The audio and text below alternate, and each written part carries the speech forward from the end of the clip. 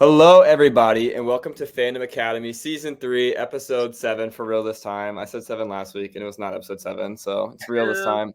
I'm joined, as always, by my co-hosts, Jaden and Layla. How are y'all slays doing today? I'm good. We're getting into Oscar season. We have a lot of really amazing nominations to get through. We also have just some news to get through, and it's going to be a lot of fun, and I'm excited. Yeah, I'm good. We saw a very, very, very, very, very exciting thing this week that I'm very excited to talk about. We talked about it a little bit last week when there were some first reactions, but now our guest today and I can give our full reaction to the film, spoiler-free, of course, but I'm very excited to get into it. Yes, it's very exciting stuff. John Cena started OnlyFans this week, so a lot of content. But as Layla said, we have a guest today. Welcoming for their first appearance on Fandom Academy is Millie. Hello, Millie. Welcome. Hello. It's also my first appearance on any type of podcast or anything, so that's very exciting. Ooh. I know. Big news, good stuff. We're honored. I'm also very, very excited to talk about the thing me and Layla went to watch this week. So, yeah. But before we get into that, we have to haze you, Millie, unfortunately. It just has to happen. Millie. God, it's not that serious. But I want you to just got the show. My first appearance ever. All right. I just want you to give us a little background on what got you into journalism and stuff like that, and give me your favorite movie, your favorite actor, and a hot take. Oh, I know my hot take. So it's one I said to you guys yesterday of that, still smash Austin Butler as him in Dune. No, really. Well, you guys were talking about Zootopia as well. They're animals, so I don't think it's that bad. I don't think it's that bad. Bye. Yeah, I think that's the biggest hot take I have. What got me into journalism? I did a film degree and then decided I actually really can't be bothered to make films because it's too much effort, and I prefer just watching them and then talking about them and just obsessing over them 24/7. So I think that's what did it. And my favorite film is Edward Scissorhands by Tim Burton. Movie. Yeah, good movie. Incredible movie. And my favorite actor, Ryan Gosling. Valid. That's so valid. I know. That's extremely valid. Yeah. But I don't agree with the hot take at all. And unfortunately, it's just going to keep getting brought up because we have a movie to talk about. Layla and Millie both saw Dune 2 this week, and IMAX so bright that it gave Layla COVID. Layla? It's all that spice you ingested. No, Layla, take us away. Yeah, never put me in that cinema room ever again. I beg. In all seriousness though, Dune 2 is just phenomenal. I know Millie's gonna back me up. It is just such an achievement. It is stunning. I fucking love the first Dune movie so much, and as we were walking up, I'd say I preferred the first movie, but that's because I'm extremely biased because Oscar Isaac's in it and he looks really good in it. However, upon further, and he's Let me naked, emphasize, really good. It really Anyways, after further reflection, I do think that Dune Part 2 is the better film. Dune Part 1 Dune is so important for the world building aspect and getting to grips with the story if you haven't already read the book. But Dune Part 2 takes that, throws it, and just makes it into this story that is just so incredible and so captivating, and the entire cast just kills it. Like, there is not one performance weaker than the rest. There's not one performance stronger than the rest, because everyone just delivers to like the best of their ability the whole time. I was so in awe of Timothée Chalamet and Zendaya. They both give incredibly strong performances. Austin Butler is just this menacing character that is not smashable, but just very like harrowing. No. Rebecca Ferguson kills it. Mother. Was there a mother quake on Arrakis? Oh yeah, cunt scale like 9.9 at this point. It was phenomenal. But yeah, I cannot praise this enough. Hans Zimmer did an incredible job again. Yeah, I can't wait to watch it. How was Josh Brolin? Josh Brolin was an interesting one. There's one scene that I really laughed at, but I won't say what it is. Is it the one you texted me about? Yeah. But yeah, you'll find out what I mean, and we'll get into a spoiler review when the film comes out. But yeah, Josh gave a good performance. Yeah, he's incredible as Gurney, and yeah, it was a great watch. Millie, what did you think? Was there poetry? There was no poetry. He saved me at press enough. Well, Layla pretty much said everything, but the thing that I loved about it so much is that it was a very like character-driven story for Timothy's character, but everyone else had like so much to do with it as well. So it wasn't like there was like obviously he is the main character, but it also felt like everyone else was kind of main characters as well, and not just like side people, which was like my favorite part about it. I'm gonna talk about Austin Butler a little bit more. Because I physically don't understand how he could go from like what seems such a lovely man to being so like disturbing on the big screen. Oh, and like you thought like if you look at him in the trailers, you're like, oh, like that is weird, but it just gets even more when you actually watch the film. But it's beautiful, and I'm so glad that when I saw Layla, she upped her score on Letterboxd from I think it's like a 4 to like 4.5, and I was so happy when I saw that, because even though like Dune, like the first Dune is like absolutely incredible and no faults to it, it somehow has just taken that like extra step and has gotten even better. So it's my favorite out of the two. Denis Villeneuve just keeps continuing to deliver. I mean, I've talked about it before. I love that man. He's probably one of my favorite directors out there. Him and Damien Chazelle, they're my two favorites out there right now. They're both so specific in what they do. Like Denis takes these big, wide, vast worlds like Blade Runner and the world of Arrival and now Dune, and he just makes them spectacles and that you have to watch them. It's so, so good. I'm so excited to watch Josh Brolin.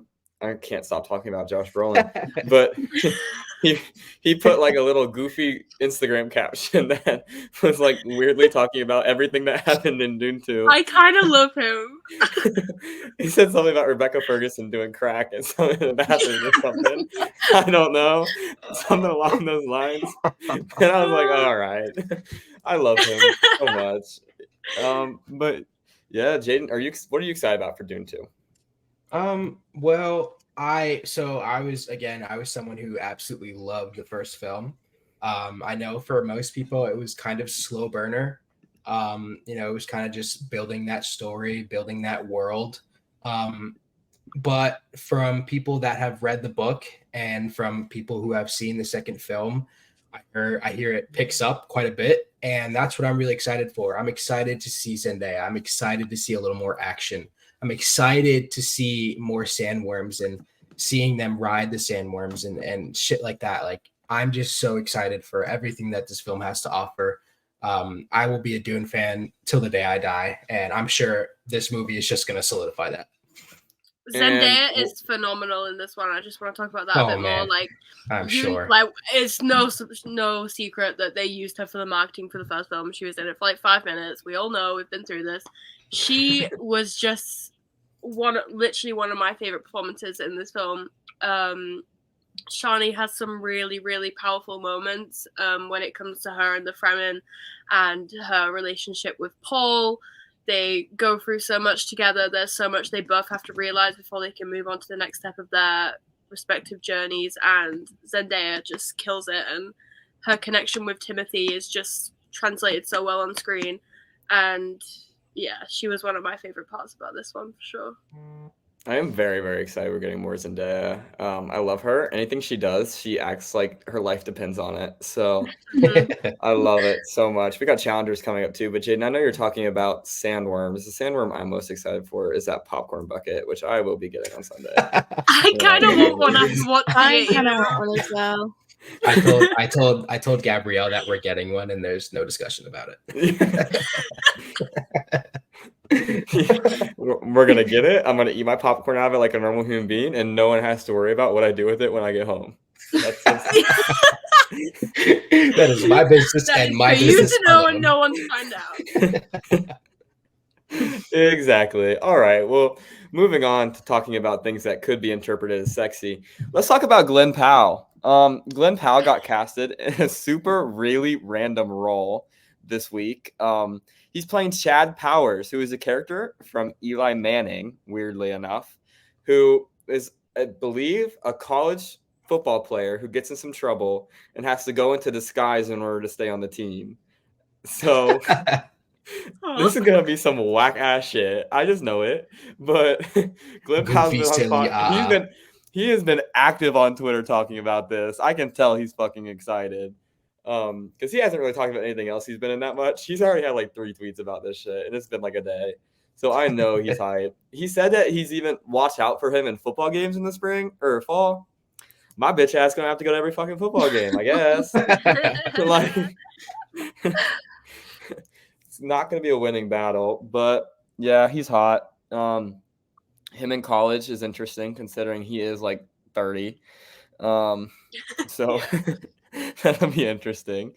But what are you guys? Are you guys excited for this at all? I don't know. Layla, you're not a football fan. Millie, you can go ahead too. I'm not excited for this, but I will say that I am excited for Twisters because him with that hat, me and my friend was talking about it and was like, yeah, keep wearing the hat. Like it's just doing something. But Save a horse. Save a horse. Save a horse. Real. But I'm not excited. Well, I will watch it because he's in it. Obviously, I will watch it, but I'm not the biggest fan of football. So, but if he's in it, I'll make an appearance. Lila, I'm excited. I'm excited for it mostly because of Eli Manning's comment about him doing that, and so I just want Glenn to shove it up his fucking throat. It's gonna be funny as fuck. He's a big ass football fan. Like, if you know anything about Glen Powell, he's from Texas, born and raised. He goes to like every Texas Longhorns game. He eats it up. He was there at the national championship. He was at the Super Bowl. So he's probably very excited. He's probably living his dream of being a football player. So it's pretty awesome for him. Great for me too, because I get more Glen Powell. He's busy. He's a busy man. He is busy. He's got so much going on. Yeah. And he's going to be cast as Cyclops here in a couple months, so that's exciting. Layla, what Glen Powell role are you most anticipating right now? And don't say Twisters, because we already talked about it. I don't know. Human Oh my Torch. gosh, you don't. I wish. I don't know. What even is Muted. So hey. What other options are there? You don't know? Isn't there another one called like Hitman or something like that? Yeah, CJ. Oh, Hitman, of course.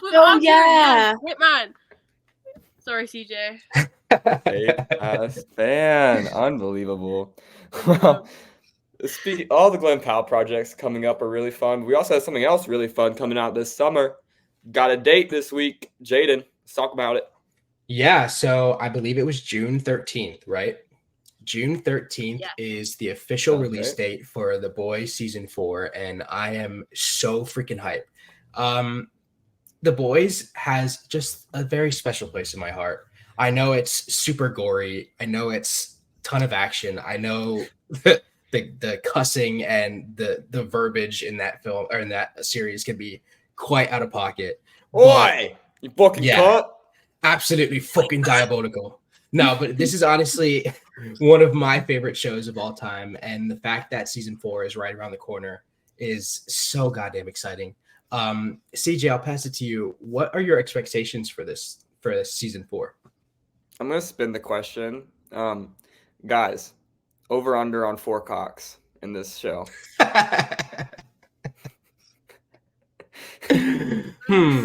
I feel let's think about this, because even Gen V had their fair share. They had many penises, yes. I'll go over. I'm definitely taking the over. I'm taking the over. Yeah. For sure. I'm very excited. When we wrote the script today, I literally put balls, blood, and bad guys as the only thing under this segment. Because all The Boys is to me. It's so serious, but also like so unserious at the same time. Right. Like, we all remember the whale, right? Like, that was the real thing that happened. And like, unfortunately, yes. The way the last season ended, and now like after I've seen Jack Quaid's fucking ass every 2 minutes, I have no idea what the hell's gonna happen this season. I'm so excited. It literally looks like we're getting Homelander as evil, like Trump type figure. So yeah. I don't know how it's gonna work out. The poster shows Homelander and blanking on her name, the government lady, politician girl, the one that can explode heads. Yeah. Who has the same power as Maria from Gen V. Yeah. She's gonna be a focal point this season. I'm very curious to see which way they go. Butcher is dying, so sad. Don't tell me that. I don't know if he's dying this season though. No, like, we know in story he's like dying. I still think unless they do a lot of work this season, like in the early episodes, I don't think I don't see him dying. It's too early. No. This is so much spoilers. I've never watched it. Oh really? I wanted to. I tried. I went into it. I had like absolutely no clue what it was about. Watched the first 2 episodes and I was a bit like, what the fuck? Like, what is going on? I thought this was just that sounds about right. It's a heavy ass watch. It's not an easy watch. And I was like, this is not what I expected. So I kind of turned it off. I'll revisit this tomorrow. And I just never did. Like, it was good, but I was like, because I went into it, I was like, oh, this is going to be like such a light watch. So I can just like shove on when I don't have to think about it too much. And honestly, in the first 2 episodes, I was so wrong. But I might have to attempt to go back to it. You should stick with it. It gets better. I think about that show 24/7. Like, I was literally crossing the road the other day and I was at a stoplight and the thing was red and I took a step off the curb and I was like, And if you know what I'm referencing, you know exactly why I couldn't do that and like why I had that thought. I was like, this show was written free in my head. I'm so excited. It's so stressful to watch. Like, it really is. And I'm also wondering if, since Gen V kind of leads right into season 4, so that's kind of like what the showrunners were saying. I wonder if we're going to get any of them in this, even if it's like towards the end or, you know, a cameo at least. I think that would be pretty cool. But yeah, I don't know. I think we'll hear references. I think we'll definitely hear stuff like the events at Godolphin University or like the death of Golden Boy. I'm sure we'll hear stuff like that. But like cameo wise, like actually seeing the characters, like who was the girl's name? I forget her name. Marie. No, not Marie. The other girl, the evil one. Oh, Paige? I don't think, is it Paige? I thought it was. It was the one that was dating Golden Boy. Yeah, the one that can control minds or whatever. Yeah, I feel like she's the most likely, just because she's kind of on that. Kate, yeah. Oh, I feel like she's. Yeah. I feel like she's the most likely cameo, just because she was kind of aligned with Homelander at the end in a way. Yeah, that's true. Like, I feel like she's the most likely because also they left off on a cliffhanger for everyone else, so like. I don't think they'll answer the cliffhanger in The Boys. I think we save that for Gen V season 2. But I definitely think we'll get a whole bunch of references. Yeah, for the most part, I feel like that reference to Gen V kind of leading into The Boys is probably from like them introducing that whole like the woods thing and everything like that. Because then I keep for blanking on her name, the politician lady. I'm gonna look it up because we need to know her name. I can't remember it. She was. It's right Victoria there. something, right? Maybe that sounds familiar. Victoria Newman, yeah, Victoria Newman. Yeah. But she kind of showed up at the end of Gen V there, and so I'm sure that transition is going to be absolutely insane. I'm also very excited for more of my Pookie Bear, the Deep. You're so foul. That's my Pookie. They can never make me hate you. They can never make you hate. They can never make me hate you, Chance Crawford. Never. They can never make me do it. Crazy, absolutely crazy. I also hope. I know it's kind of what. Why do people hate him? Oh God! He fucked an octopus. He's a predator. How do we describe this? Yeah, Millie. He fucked an octopus. Like in real life. No, in the show. No, everyone loves Chance Crawford. You were saying that, and I was like, oh. No, okay. everyone just hates his character. Yeah. But I hope he gets Soldier Boy too. I love that motherfucker. That fucking song he sang. Reddit told me everybody. So iconic. So lit. Bring him back. Yeah. But yeah, that goes our predictions and our discussion for The Boys. But now we have to talk about the Oscars and our predictions for the Oscars, because that's a major event that we've all been looking forward to. We've been talking about it for the last couple of weeks. So yeah, I'll go ahead and pass it to Layla, because we're going to start with Best Actor. Yeah. Oscars are creeping up on us. We got the nominations a while back. I'm just going to pull up the list here so I get my research right. But yeah, we're going to be giving our predictions for the winners of each of the major categories, and then we'll talk through a few of the remaining categories. So I will start with actor in a leading role. So nominees for leading actor are Bradley Cooper in Maestro, Colman Domingo in Rustin, Paul Giamatti in The Holdovers, Cillian Murphy in Oppenheimer, and Jeffrey Wright in American Fiction. So we'll go around. I'll kick this off. I think it's going to Cillian Murphy. I think we all know where award season has been going so far, and I think it does lie with him. However, I have heard pretty amazing things about The Holdovers, so I think Paul Giamatti could be a move of shot, but I do think it's going to Cillian. Millie, I'll pass it to you. What do you think about this category? As much I love both Paul and Cillian, but as much as I want it to go to Paul for The Holdovers, because that is one of my favorite films I've ever watched, it is most likely gonna go to Cillian, and it is deserved, but personal preference, I would have preferred it to go to Paul. But yeah. CJ, what about you? Yeah, the betting odds for Cillian Murphy here are probably minus 1,000.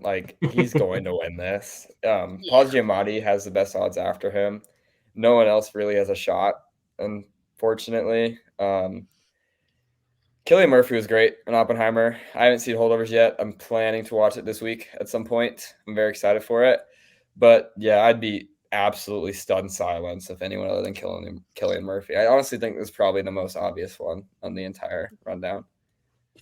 Yeah, I agree. I'll just go ahead and quadruple down on that, because Cillian absolutely killed it.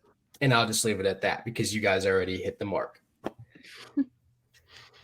Yeah, so I think it's going to be a pretty clear sweep for that category.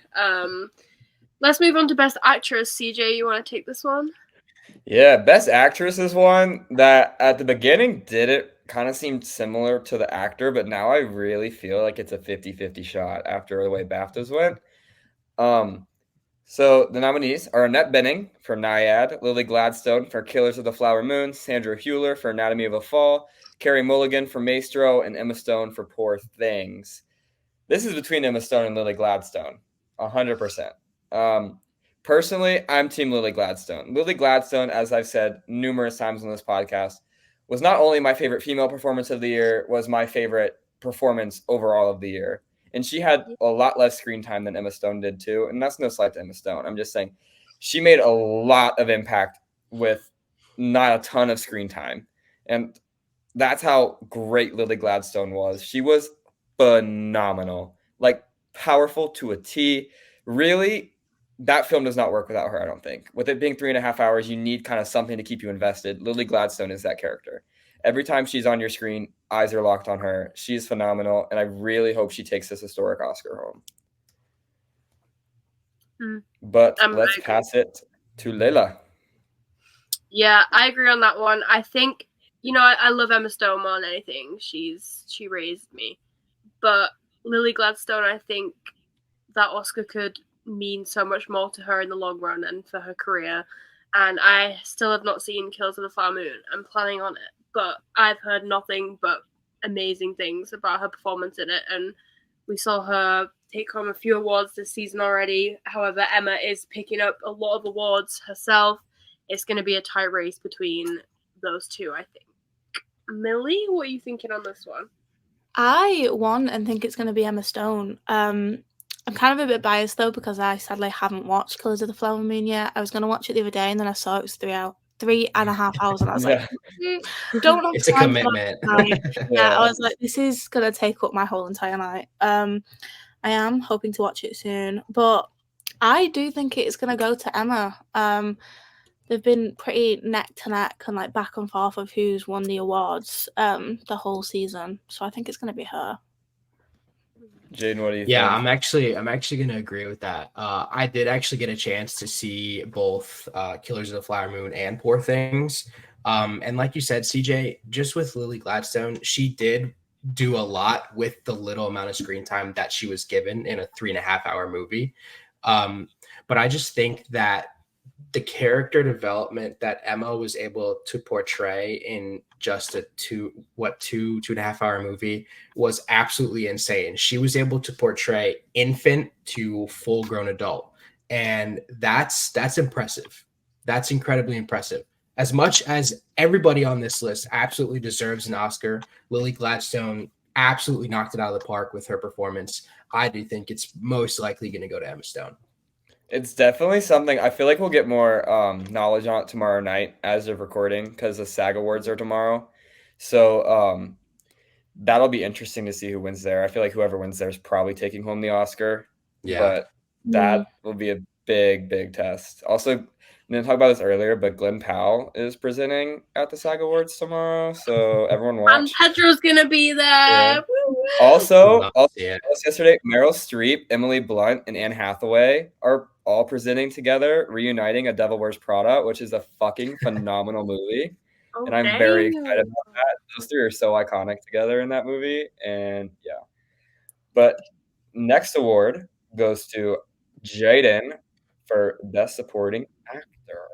Yeah, so the nominees for this category are Sterling K. Brown for American Fiction, Robert De Niro for Killers of the Flower Moon, Robert Downey Jr. for Oppenheimer, Ryan Gosling for Barbie, and Mark Ruffalo for Poor Things. Now, this one's tough because I saw every one of these movies except for American Fiction, which I actually plan on seeing that this weekend. Ryan Gosling being on this list is crazy. I feel like I love it so much, and I think it's well-deserved, absolutely. But it's just so funny that of all the things that could have been nominated for an Oscar about this movie, of course it's Ryan Gosling. Like, that's just what it is. Do you know how the world would erupt if this category just did a full 180 and Ryan Gosling won supporting actor? He's lost it to Robert Downey Jr. about 20 times this season already, but the Oscars is the time he takes it. Do you know the civil war that would cause on film Twitter? I'm here for it. Yeah, I'm here for it. I would get my popcorn bucket, and it would be a show. Now, listen. I would be Team Ryan Gosling. I'd be fighting for my man. I'd be like, he won the award. Cry about it. Right. But the Robert Downey Jr. fanboys out there are going to be livid if that happens. And Yeah, listen, I love RDJ. He's portrayed some questionable roles, such as Tony Stark, but I love RDJ. I think he's winning here. It'd be a shock. I really don't even know who would be in runner-up because it's just Robert Sword, I feel like. I will say, I think if it's not Robert Downey Jr., which is my top, guess as to prediction as to who's gonna, take the Oscar home, I do think that Mark Ruffalo has a pretty good chance. Him in Poor Things, that's honestly one of my favorite Mark Ruffalo performances ever. And so I think that he has a pretty good chance of, contending for this Oscar here. Layla, what do you think? Yeah, I want it to be Ryan Gosling, pretty please. That's all I have to say. Although I do think it is very Daddy J. We all know Taylor Swift voted for Ryan Gosling, so 100%. Right. Millie, what about you? I'm not even manifesting that anyone else is going to win. Ryan's going to win. And that's like, I'm not even putting it into the universe that anybody else is going to win other than him. He's such a slay. And he deserves it. The damn Oscars ad with Ryan Gosling. I don't think what? Exactly. So I got if Ryan Gosling wins Best Supporting Actor, I will get a tattoo of his face. I was just going to say that. I'd do it as well. You know okay, what? we're doing it. You know what? Fuck it. I'll do it. I won't get his face. I'll get the roller skates he wore in Barbie. No, I'll get his face. I'll get his face. I'll get a Ryan Gosling tattoo if he wins this award.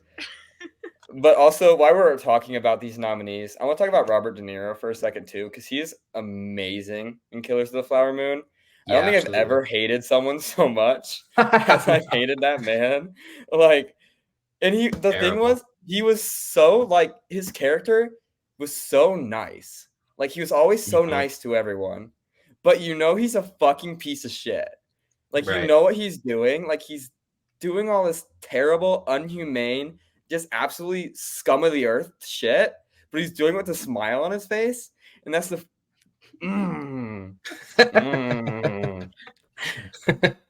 He's good though. He's great. I wish he wasn't. If that movie came out next year, he'd win. I'm sure. It's just a really tough year. It is. Yeah. Great movies. It's a good problem to have, though. Yeah, for sure. Yeah. So we will move on to the next category, which is Best Supporting Actress. This is a tough category. I really don't know. I don't know. Okay, anyways, here are nominees. There's Emily Blunt for Oppenheimer, Danielle Brooks for The Color Purple, America Ferrera for Barbie, Jodie Foster, and Devine Joy Randolph. I truly believe America could do it. The nomination shocked us all. No one saw it coming, even though we manifested day and night. We were like, no, not gonna happen. America Ferrera got nominated for fucking Barbie. Hello. I do, in the back of my mind, think it's going to be Devine Joy Randolph. I think she will be the one to take it. But I think America has a chance because everyone is behind her. Everyone loved her in Barbie. That monologue changed lives. And I do truly think she has a shot at this. But Devine Joy Randolph is in the back of my mind for winning this one. Millie, what do you think about this category?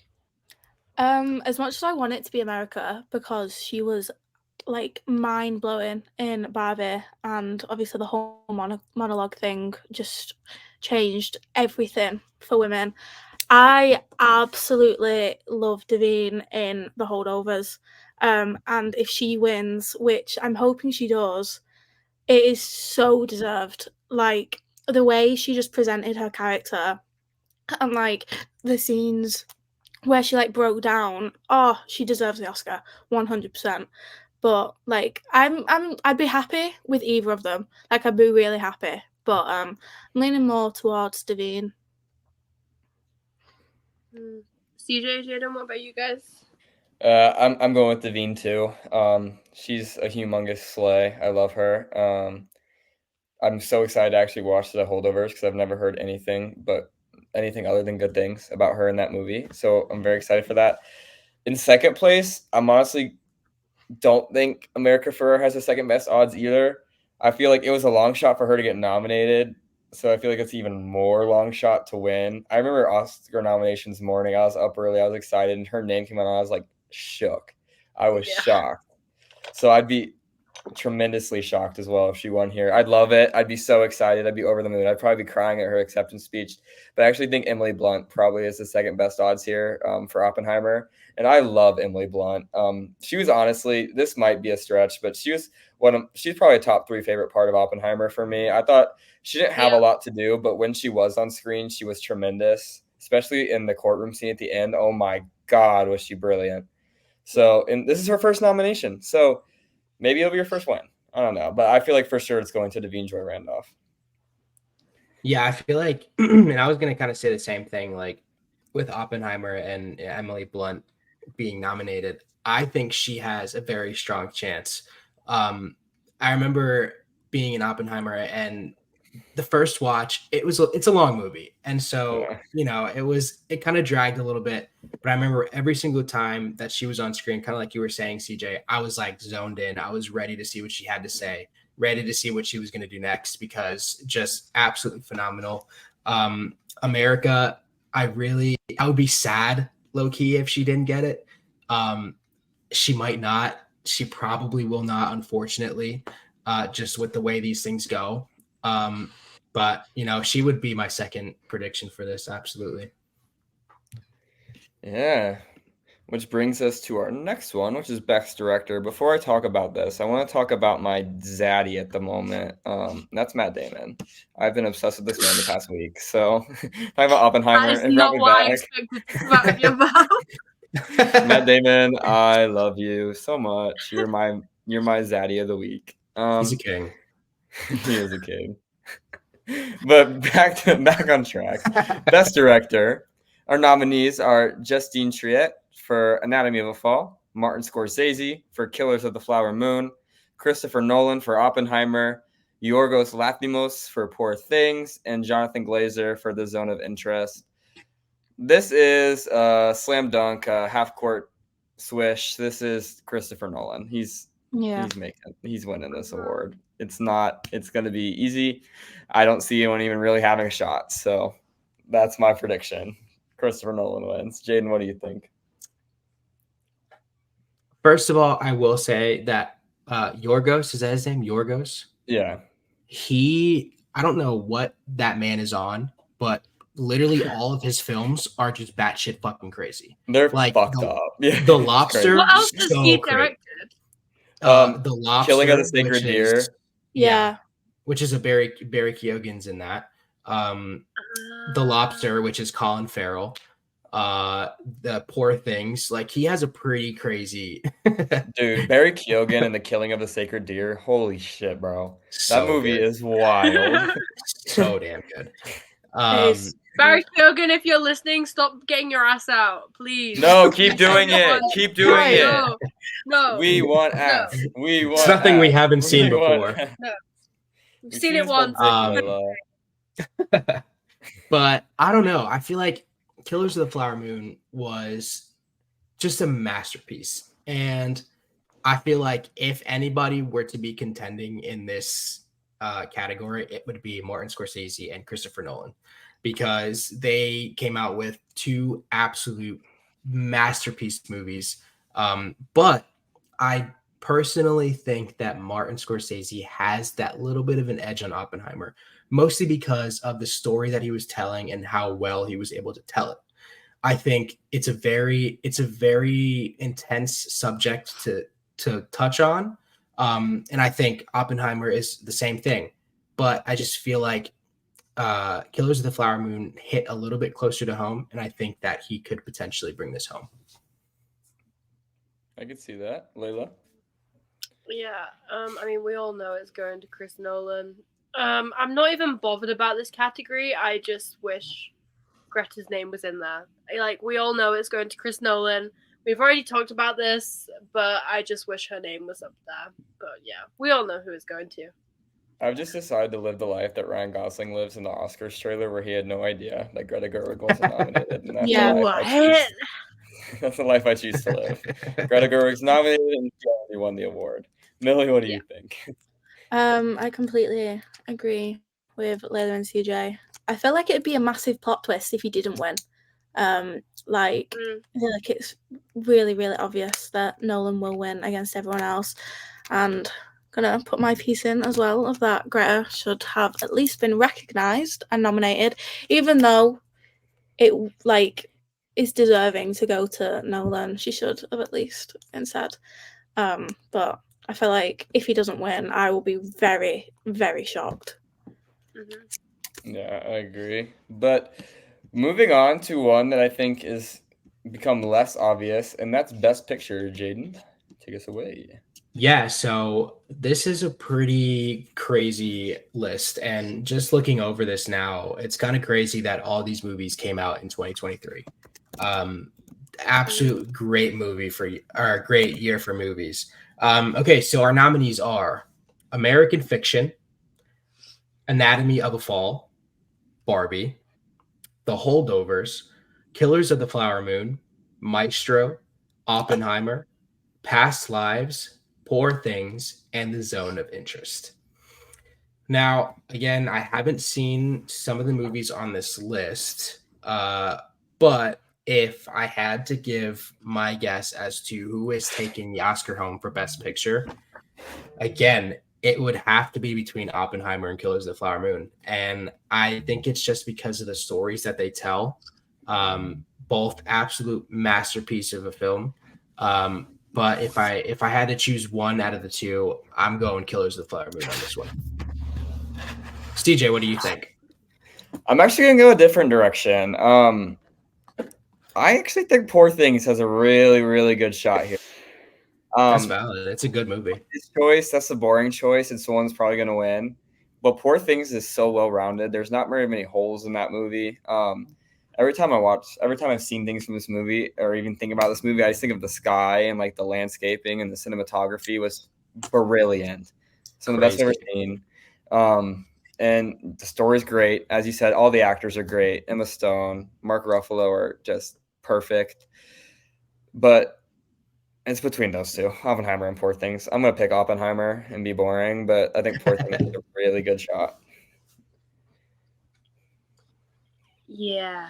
I do think this is going to be another Oppenheimer sweep. However, I watched Past Lives for the first time a few days ago, and I fucking loved it. It really just hit me in like all the feels. And if that won, I would be very, very, very, very, very happy. But it's been such a tough year for all award shows. Like even the Grammys was an insane year because everything just dropped. And then with movies Grammys. Too, it's gonna go crazy. I don't know how anyone I don't even know how any can just have one winner, but I really do think it's gonna go to Oppenheimer. I think no one will be shocked. There will be zero gasps, and yeah.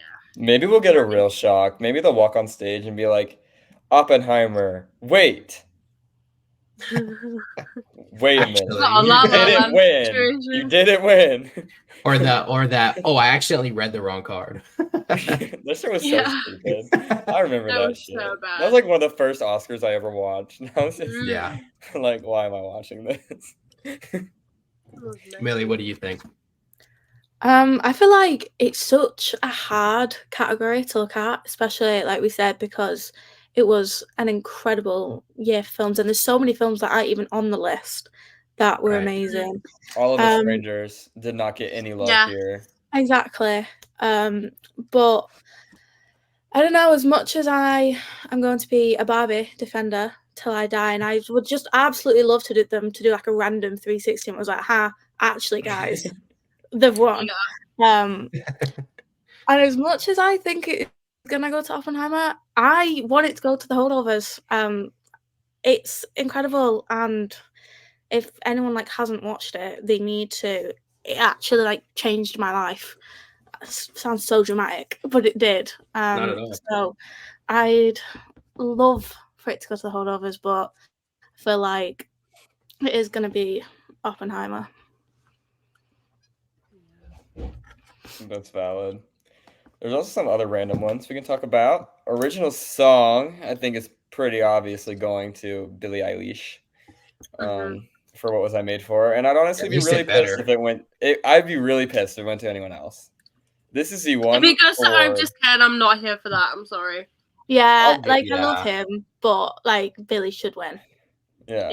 Like you said, Layla, I'll giggle for like a half second and then immediately hate it. Yeah. So. It'll be funny for like for a second, but then I'll be like, actually. No. And then we have animated picture, which is between Across the Spider-Verse and The Boy and the Heron. And the way it's been going, I'm thinking The Boy and the Heron's taking this one. Nice. I don't see that. Like, I've watched it, and yeah, it was good, but then there's also I agree with you. Across the Spider-Verse, which is like I agree mind-blowingly perfect and like visually incredible. Like, don't get me wrong, The Boy and the Heron is like a good film, but I personally feel like it has absolutely nothing on Across the Spider-Verse. Also, the thing with The Boy and the Heron is Studio Ghibli has put out much better films. Like, I don't know why that one has gotten so much hype. Yeah. Like, it's good. It's not great. Like, it's not the best one I've ever seen. There's so many better ones. I think Across the Spider-Verse should probably win here too, but it has yet to win on the award circuit, so I'm scared. But lastly, what performances or surprises do you think we're getting? Jimmy Kimmel's hosting, which if the trailer we got is any indication, hopefully it'll be good. Last year he wasn't bad. I thought he was okay last year, especially coming off the year before with Amy Schumer, which was oh man. God, that was bad. Don't even remind me. Dude, we can all forget about the 2021 Oscars. I think it would make for such a or what year was that? No, it's 2022 Oscars. Yeah. Where the Will Smith slap, Amy Schumer hosting. We can just remove that from our brains. Yeah, I think it was like it's too iconic to forget about. That just in such shambles. It was traumatizing. A mess that it's just. Dude, I think about it all the time. I remember when the Will Smith slap happened. I was like, because I had already been so defeated at that point. Because I wanted Andrew Garfield to win for Tick Tick Boom so bad. Like I was so mad. No, don't remind me. So when the Will Smith slap happened, I was like, they're gonna change it. They're gonna change it. They're gonna give it to Andrew. I was so delusional. I was like, they're disqualifying him. They're disqualifying him. And it didn't happen. But, Will Smith will be back at the Oscars in like 2032 or something, and we can all reminisce. But any other surprises we think happening this year? I really want I'm Just Ken to happen. I know. I do not think it's coming out. That would be so much fun. It has to be performed. Like, it will be performed. Yeah. It's just a matter of if Ryan performs it or if someone else performs it. If someone else performs it, though, I feel like I'd just shut my laptop and be like, I'm not watching anymore. That's such piss take. Didn't it come out that it would only be performed if Ryan agreed to it? I feel like that was a thing. I don't remember seeing that. Who do you guys think was like even remotely do it justice though? I think it would be Simu Liu that they chose, but I don't think he'd do it justice at all. Yeah. Like unfortunately, I think that would be who it would be. Nobody would want to do it. Everybody knows how crazy they would get. I feel like if it's not Ryan Gosling, I feel like it'll be a musician. Like it'll be an actual singer. I don't think it'll be an actor. I don't know who would do it. Low key, I said this before. Charlie Puth would not shock me. It would absolutely make me angry, but that wouldn't shock me. I'm trying to think who else. Please, Ryan, please. I can't think of any like. Why am I blanking on like prominent male singers? Who's out there? Justin Bieber's not doing it. The Weeknd's not doing it. He didn't even want to do the Super Bowl halftime show. I'd be shocked. I'd love Can you imagine? Harry Styles would be lit. I kind of forgot he existed. I'd like that one. No, it wouldn't. I feel like he'd fit it. No. Come on now. Please. Could you imagine Post Malone singing that shit though? That would be so That would be funny. Iconic. That's the best. Okay, I've decided. If Ryan Gosling's not singing it, get Post Malone on that stage. Right. That would be so iconic. But other than that, we don't know presenters yet. I don't know who will present. Maybe Ryan Gosling would be lit. We know Michelle Yeoh will present Best Actor, and we know Ki Hye Kwan will present Best Actress. King. But other than that, I don't know. Do the supporting actors do the same thing, where they do it the next year after they won? I don't think so. Oh, I don't know. I know they I do don't it for think Best so. Actor, Actress, but I don't know if they do it for Best Supporting Actor. Don't think they do. Yeah, robs us of a Jamie Lee Curtis appearance. But maybe we'll get Glen Powell. Glen Powell's presenting at every award show. Also, did we talk about this last week? Glen Powell, the People's Choice Awards? No. No, we didn't. Let's talk about that Take for a it second. away. Because I know we talked about Glenn enough, but this was like a top 10 Glenn moment. This was peak. Anyone But You, the success it had, how amazing that film is, how fun that movie is, only transpired to more and more fun. We're at the People's Choice Awards. Glen Powell and Sydney Sweeney walk on that stage, and Glenn is a little bit nervous. So Sydney Sweeney starts singing Unwritten, and then Glen Powell starts singing Unwritten. And then Natasha Bedingfield appears from the back and starts singing Unwritten too. Oh my God, I was geeking. I was gagged. So I was good. gagged. I was gagged. It was wild. I never saw it coming. I was just happy that he was there because I knew he was presenting, but he fucking dodged the red carpet. Sydney Sweeney walked that red carpet all by herself. Glen Powell just didn't do it. I don't know why, but me and Glen Powell Twitter were all like, "What the fuck?" So I'm glad we got a moment because it was lit. Anything else happened at the People's Choice Awards? That was crazy. I'm trying to think. Billie Pedro Eilish won an won. award. Yeah. Finally, Yeah, he after did. this whole award season, he won something, and he wasn't even fucking there. I think his lucky charm is not being at the actual ceremony because this happened last year. Girl. He was there every Right. time, and then the only time he won something, he had to record a fucking video message because he wasn't in the room. There he was won 20 People's actual Choice- celebrities there, and then it was TikTokers. that video Oh, of Billie Eilish yeah. being like, "There's TikTokers here." Fucking. There's killed me. so many of them. There were so many of them there, and some of them are being so weird. I saw one asking people, gay son or Gay thought son or daughter. thought I was like, daughter. if you were on a fucking red carpet, come up with a better fucking question. Yeah. The This shit responses was are so so awkward as well problematic. because They're no one so fucking knew what he awkward. was saying. Dude, America Uh, Ferreras was really awkward. I felt bad for her. Yeah. If She you had haven't no seen idea them, what go to and say. search. Go and search. They're a hard watch, actually. Yeah, like wait, their what? damn embarrassment's hard. That happened. First of all, I hate watching like awkward interviews and stuff like that. Like it makes me feel anxious. Yeah. It's just like this. There's this random TikToker on the red carpet asking everyone he can get his hands on gay son or thought daughter. Some people ate it up. Some of the celebrities ate it up, and some of them got really uncomfortable. So it was. Yeah, because that's It so was weird. problematic. Like, Yeah. Yeah. So weird. either way that you answer that, it's like offending. You're isolating. Somebody, you know what I mean? Yeah. You're isolating. Yeah, a whole bunch of people. So yeah, let's ban TikTokers from award shows. Also, I just have Actually, beef Unless with, you're me. like people who Right. got famous from TikTok. Because I also Some of- want to talk a bit about the BAFTAs that were Oh, on yeah. Sunday. Emma Stone won her BAFTA. One award I really want to touch on is the E Rising Star Award, which was won by Mia McKenna Bruce for How to Have Sex, which I watched for the first time a few days ago. It is a phenomenal film. If you haven't seen it, you definitely need to give that a watch. I think it's on. I'm blanking. I think it's on Hulu, maybe. Such a phenomenal film. I'm so glad Mia won that award. T. Taylor Hive Rise. If you've ever seen Tracy Beaker Returns or The Dumping Ground, that's my girl. There were so many great wins at the BAFTAs. It was a really great award show. Hugh Grant presented an award. His presentation of the Best Director award was hilarious. If you haven't seen it, he was doing a little Oompa Loompa segment. It was so fucking funny. I hate that movie. I'm such in the negative there. I hate that movie. No. Okay, while we're on the subject then, I watched Wonka for the first time a few days ago after hanging out with Millie. She convinced me to watch it. Yeah. I am gagged. Why was that so good? A Slay film. Why was Literally it so good. I loved it. I was cracking up. I loved it so much. CJ, you're just a hater. I am a hater for that movie. Out of everyone loved though, I thought CJ would like it. Like I feel like he'd be eating it up. That's what So that I said to shocked you. me so much. I literally Dude. said to Millie as we were queuing up for Dune, I was like, I looked on Letterboxd afterwards and CJ had given it 2 stars, and I'm so shook because we have the same opinions on everything, but he hated Wonka.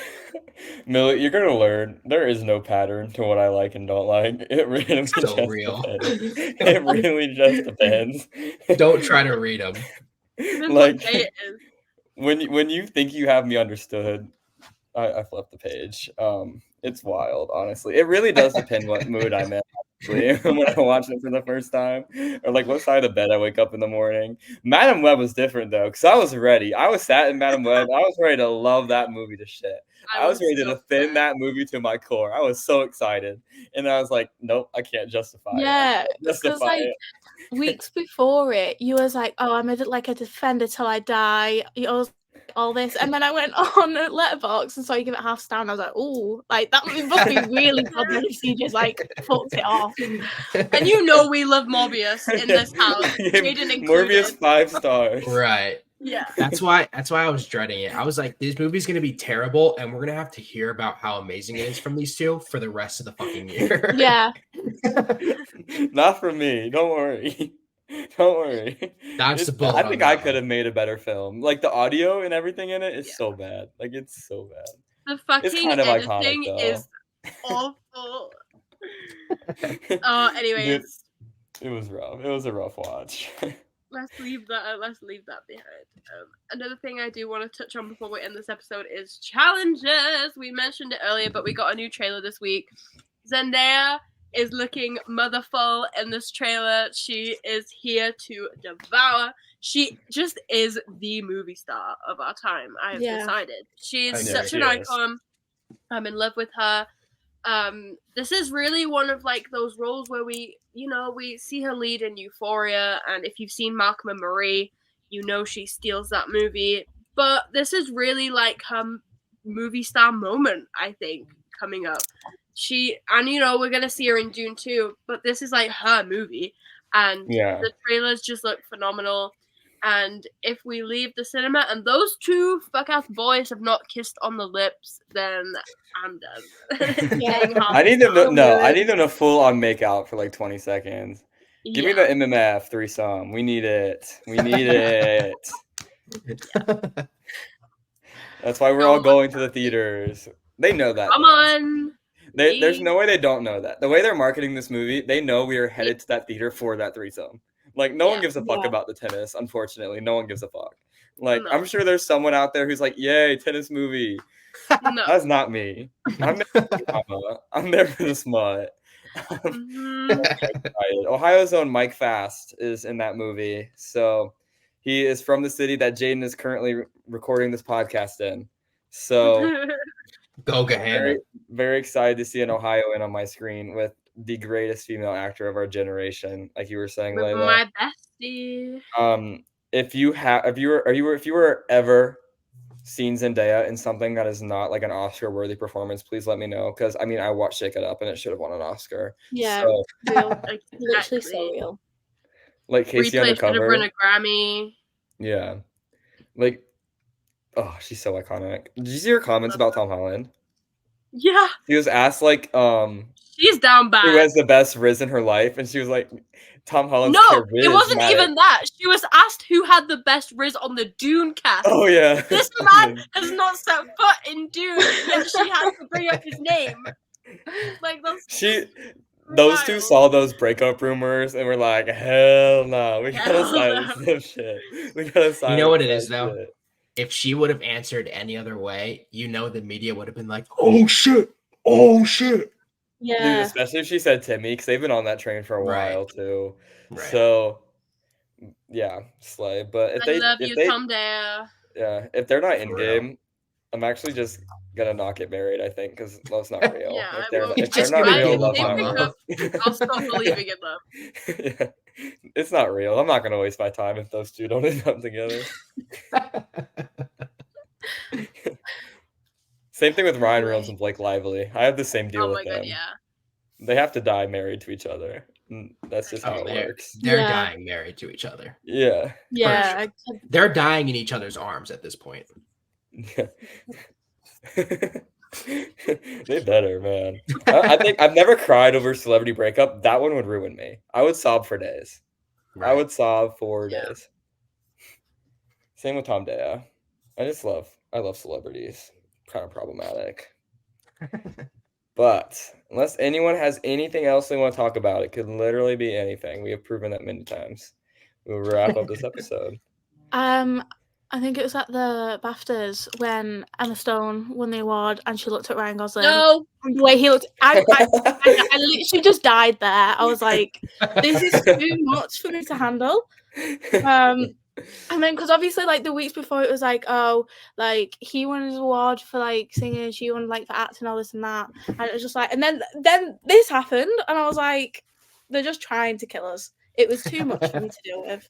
It was too much. La La Land is my second favorite movie of all time, and I choose to forget about it constantly. It's a horror movie. I know. That's so real.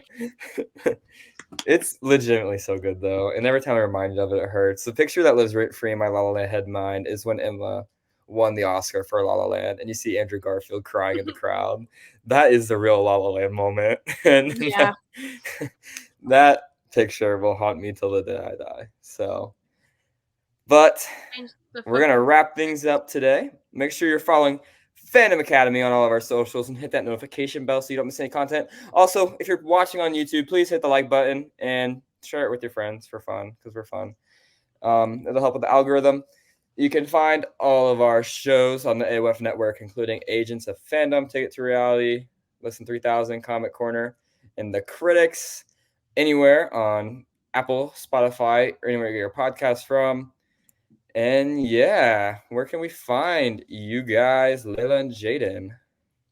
You can find me anywhere at Falcons and Nats. I don't think I have anything fun coming up.